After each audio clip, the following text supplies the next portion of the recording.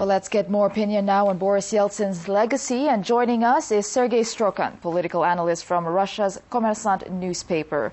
Thank you very much for joining us. Now, first, what do you think helped Yeltsin win the hearts and minds of the public in the early 1990s? Was it his personality, or was it just a matter of timing, right place at the right time?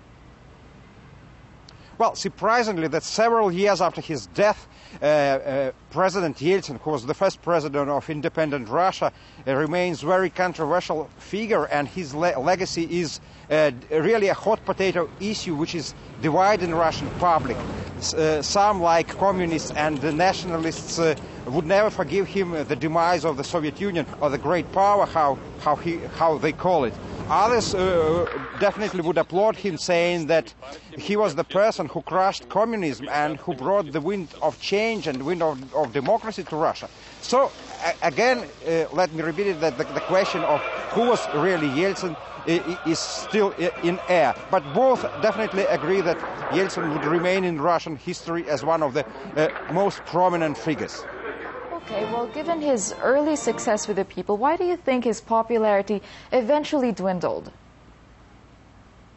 This is a very sensitive issue, and I remember the last days of President Yeltsin, a senile person swallowing words with obscure 6% of the popularity. That was a far cry from cheerful crowds which greeted him on the tanks in 1991. And also, let me remind you that during the first presidential elections, he won nearly 54% of votes. So the reason is that Yeltsin has to preside over torturous, painful transition period with introducing painful reforms which actually affected the life of millions of Russians. And some made wrong conclusion that it was Yeltsin to blame, but there was no way. We had to conduct these reforms. Okay, well, Yeltsin did carry Russia through a very turbulent transformation. You mentioned yourself it was a very tough period, but he managed to do so with far less bloodshed than many had feared. Now, how do you think he managed to do that? Well, I said that Yeltsin was a controversial figure. He was on one hand a Democrat, but at the same time, one of the points was that in 1993 he didn't hesitate to use tanks to shell a parliament in the constitutional crisis. They were also two Chechen wars. This is also part of Yeltsin's legacy. That's why, of course, this is the history which is marred with blood. No one can deny that. But at the same time, it is equally true that we managed to undergo those tests, and we re-emerged as a strong power. And at present, when we speak about President Medvedev and his modernization drive, I see certain similarity with what Yeltsin was doing, because Yeltsin was also a reformer, a modernizer of Russia.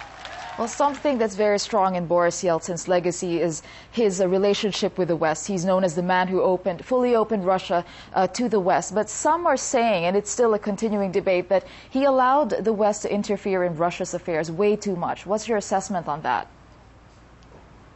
Well, definitely that's a good question. 90s, the time when Yeltsin was our president, was a time of great expectations and great illusions in our relationship with the West.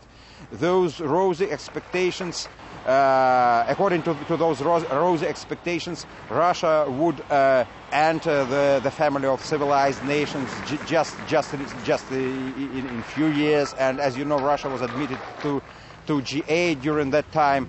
But at the same time, it turned out that at one point we can't tolerate that approach of senior brother and junior brother, which was imposed on Russia by the West. And that's why, to a certain extent, we had to correct Yeltsin's policy of dealing with the West. Not just backtracking, you see, on the relationship with major industrialized nations, but just trying to find our place not just as a junior partner, but as a country which is treated on equal footing. All right, thank you very much for your insight. Sergei Strokan, political analyst from Russia's Kommersant newspaper.